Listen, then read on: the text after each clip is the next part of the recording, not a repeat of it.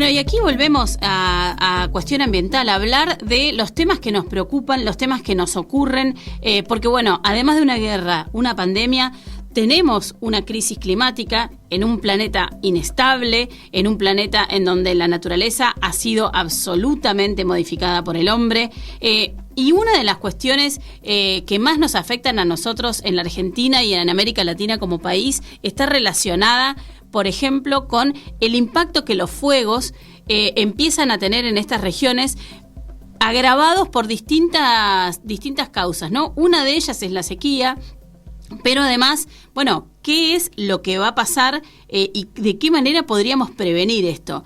Una de las peores tragedias que se recuerden en términos de incendios ocurrió hace poco menos de 3 semanas en Corrientes, en donde el 13% de la provincia se incendió. Después de ver fuegos, de que, bueno, muchísimas veces en Buenos Aires, cuando se siente el olor a humo de las quemas de pastizales, se hizo noticia todo el tema de las quemas.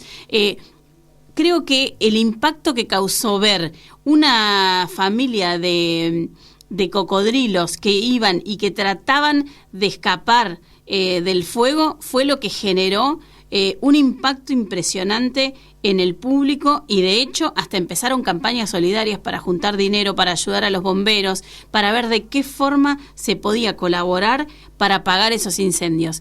Bueno, 3 semanas después estamos en contacto con Alejandro Giraudo. Él es biólogo e investigador del INALI, CONICET, de la Universidad Nacional del Litoral, que nos va a contar un poco, bueno, qué es lo que pasó, cómo queda, qué pasa con los esteros de Liberá, un lugar que era pura agua y ahora están casi secos. Bueno, vamos a preguntarle a él, porque, digamos, después de que el fuego pasa, también queda una tragedia. Alejandro, gracias por atendernos. ¿Cómo estás? Laura Rocha te saluda.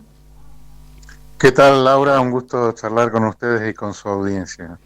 Bueno, contaba yo esta cuestión de cuando vimos a los lagartos salir y huir, por lo menos en los medios en Buenos Aires y en las redes sociales, fue como que explotó la cuestión de los incendios en Corrientes, unos incendios que fueron gravísimos, ¿no es cierto? Chando, el cambio climático está provocando extremos de sequía en todo el mundo, y fíjate que hace un par de años se quemó prácticamente todo el Pantanal, que es una entre el sur de Brasil, Paraguay y este de Bolivia. Se quemó incluso el Amazonas, y aquí los incendios no solo ocurrieron en Corrientes, sino en Misiones, que tiene una selva húmeda que eran prácticamente desconocidos los incendios. Entonces estamos ante una nueva situación por este cambio climático, claramente provocado por los humanos, que va a poner en jaque incluso al sistema de civilización humano, ¿no? Y bueno, vemos acá las consecuencias de eso. Como vos decís, estos animalitos estaban tratando de escapar. Algunos lo lograron, otros no, otros perecieron en el fuego, y justamente ahora estamos evaluando con investigadores del CONICET, la Administración de Parques Nacionales y el Ministerio de Ambiente de la Nación, la mortalidad que hubo en este casi 1 millón de hectáreas que se quemaron, de áreas como la Reserva Provincial Liberá y Parque Nacional Liberá. Y bueno, lo que estamos viendo es que hay cientos de animales muertos, y eso va a llegar, el número total en la superficie va a llegar a millares o millones de individuos de animales muertos, ¿no? Y bueno, esto nos muestra que los humanos tenemos que mejorar nuestra actitud con la naturaleza de varias formas, pero lo primero es planificar el sector científico con el Estado, que es responsable de las medidas de cuidado del ambiente, y la sociedad, que también tiene una responsabilidad muy grande, porque fíjate que muchos de los incendios de aquí de Corrientes fueron provocados por personas que viven en la periferia de los esteros de Liberá, ¿no? Y además tenemos que prevenir y adaptarnos a través de generación de cuerpos de bomberos forestales, siendo Corrientes una de las provincias con mayor cantidad de forestaciones exóticas de pinos y eucaliptos en la Argentina. No tenía cuerpos de bomberos forestales repartidos por el territorio provincial. Tuvieron que venir de otros lugares, como por ejemplo Córdoba, que sí los tiene, Buenos Aires y otros sectores.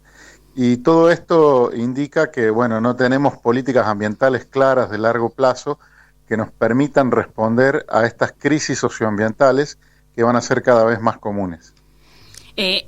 Cuando mencionás que no había cuerpos de bomberos, que no había planificación, ni siquiera tampoco sistema de alerta, pero, por ejemplo, uno ve los reportes de del propio Ministerio de Ambiente, ¿no? Y del Servicio Meteorológico Nacional, que no solamente alertaba sobre la gran sequía, sino sobre la probabilidad de estos incendios. También mencionaste Misiones, que precisamente declaraba la emergencia hídrica, ¿no? Algo que suena como tan raro en provincias de la Mesopotamia, ¿no? Mesopotamia, que significa precisamente rodeadas de ríos y de agua.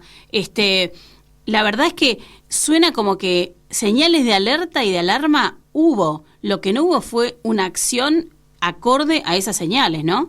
Efectivamente, fue la crónica de una tragedia anunciada. Yo ahora estoy viviendo en Colonia Carlos Pellegrini, en el centro turístico de los esteros de Liberá, en la Laguna Iberá, y hace más de un año, en octubre del año 2021, ya tuvimos un incendio de proporciones en el Parque Nacional. Fuimos, incluso estuvimos colaborando gente común, guardaparques provinciales, guardaparques nacionales y gente de otros lugares para detenerlo, y ya ahí se quemaron varios miles de hectáreas. Eso ya fue un aviso que ocurrió hace más de un año, y como te decía, no se lograron políticas para que, por ejemplo, los guardaparques provinciales, que no tienen cómo atacar estos fuegos, no tienen ni capacitación ni elementos para tratar de prevenir o combatir el fuego cuando se desarrolla, lo cual es un trabajo muy especializado que incluso pone en riesgo la vida humana, ¿no?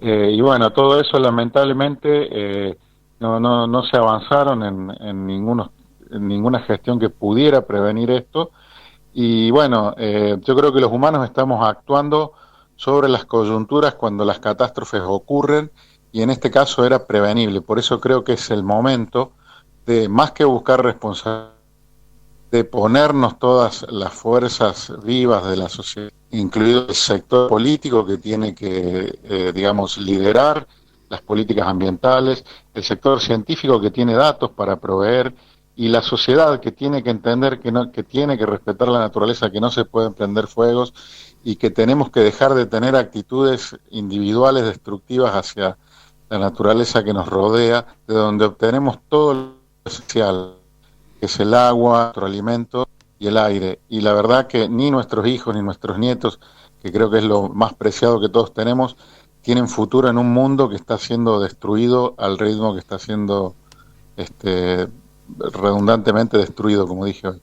Alejandro, y una consulta, ¿no? Porque estábamos hablando de la cuestión de la planificación, de la generación de alertas, de empezar a diseñar un sistema de riesgo, ¿no? ¿Qué pasa después? ¿No? Vos hablabas hoy de millar de animales. ¿Hay algún registro? ¿Se está haciendo algún estudio respecto de qué es lo que dejaron estos incendios? ¿Cómo están los esteros hoy? Recuerdo que contaban durante los fuegos, digamos, la gente de Defensa Civil como desesperada, contando que el fuego iba como por debajo de la tierra, porque bueno, un ambiente que es anfibio se había transformado en algo seco, ¿no? Entonces el fuego como que iba por debajo de la tierra y aparecía en otro lado. ¿Estamos haciendo o se está haciendo algún registro de lo que quedó?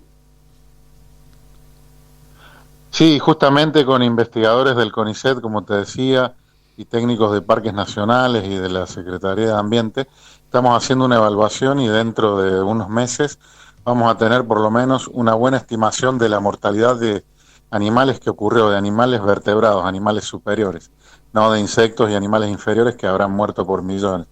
Pero ya en el Pantanal se sabe que han muerto aproximadamente 17 millones de animales, anfibios, reptiles, mamíferos, aves, y acá estamos en una situación similar, o sea, van a ser varios millares o varios millones de animales muertos, y los ambientes, algunos se van a recuperar un poco más rápido, como los pastizales, que están en parte adaptados al fuego, otros demorarán un poco más, como los humedales o los bosques, y en el caso de los bosques pueden ser decenas de años, por lo cual estas tragedias hay que evitarlas, porque verdaderamente la naturaleza es un organismo viviente complejo que cuando lo impactamos de esta manera, su recuperación es lenta, y eso hace que algunas especies, por ejemplo, que están amenazadas o algunas especies que han sido reintroducidas.